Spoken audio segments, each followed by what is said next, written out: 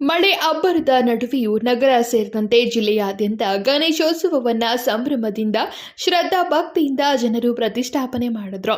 ಬೆಳಗಾವಿ ನಗರದಲ್ಲಿ ಸುಮಾರು 400 ಹಾಗೂ ಜಿಲ್ಲೆಯ ಇತರ ಕಡೆ 4,000 ಸಾರ್ವಜನಿಕ ಗಣೇಶ ಮೂರ್ತಿ ಪ್ರತಿಷ್ಠಾಪನೆ ಮಾಡಲಾಗಿದೆ.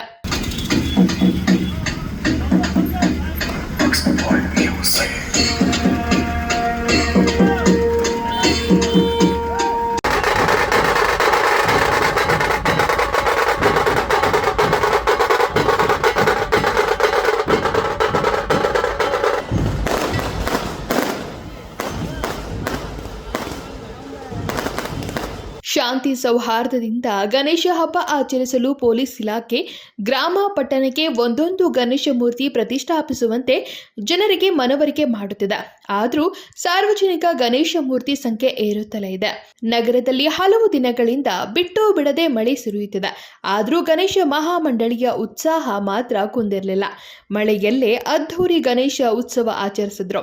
ಗಣೇಶ ಮಹಾಮಂಡಳಿ ರಚಿಸಿ ಜವಾಬ್ದಾರಿ ಹಂಚಿಕೆ ಮಾಡಲಾಗಿತ್ತು. ಪೆಂಡಾಲ್ ನಿರ್ಮಿಸುವ ಕಾರ್ಯ ಭರದಿಂದ ನಡೆದಿತ್ತು. ಕೆಲವೆಡೆ ಕಳೆದ 15 ದಿನಗಳಿಂದ ಮಂಟಪ ಕಾರ್ಯಗಳು ನಡೆದಿದ್ದು, ಪುಣೆ, ಕೊಲ್ಹಾಪುರ ಹಾಗೂ ಪರ ರಾಜ್ಯಗಳಿಂದಲೂ ಕಲಾವಿದರು ಆಗಮಿಸಿದ್ರು. ಗಣೇಶೋತ್ಸವವನ್ನು ವ್ಯವಸ್ಥಿತವಾಗಿ ನಡೆಸಲು ಜಿಲ್ಲಾಡಳಿತವು ಅಗತ್ಯ ಸಿದ್ಧತೆ ಕೈಗೊಂಡಿದೆ.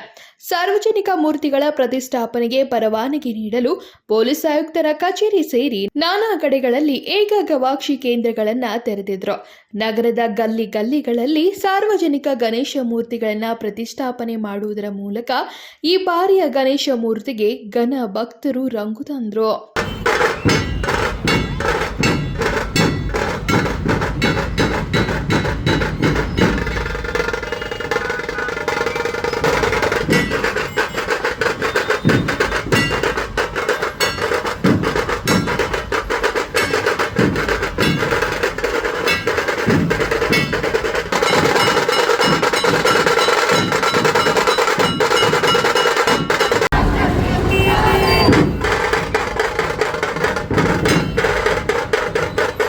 Vinod Kolkar, KMM Kannada news, Belagavi.